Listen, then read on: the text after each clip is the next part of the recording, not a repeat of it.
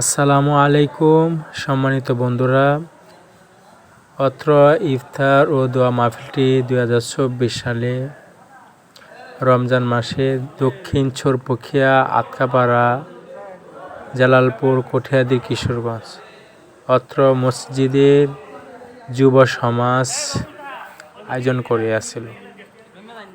অত্র মসজিদে আমি প্রায় 9 বছর এখানে ইমাম ও খতিব হিসাবে দায়িত্ব পালন করিয়াছি।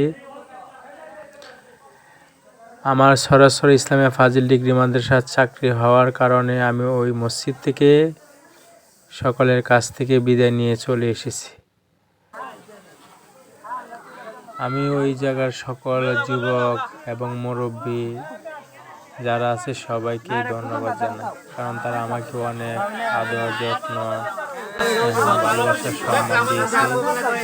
আল্লাহ রাসূল সাল্লাল্লাহু আলাইহি ওয়াসাল্লাম বলেছেন, যারা কোনো রোজাদারকে ইফতার করায় তার ওই রোজাদারের সমান পরিমাণ সওয়াব দেওয়া হবে।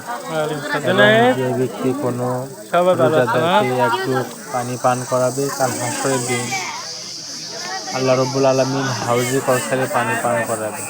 সেজন্য আমরা যতটুকু পারি রোজাদারদেরকে ইফতার করানোর ব্যবস্থা করি। আল্লাহ রাব্বুল আলামিন আমাদের সবাইকে ইসলামের জন্য কবুল করুন।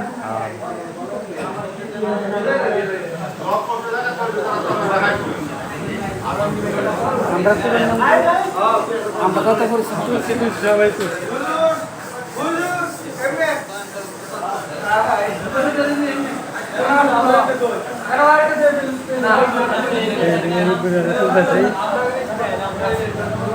আচ্ছা, হ্যাঁ কবি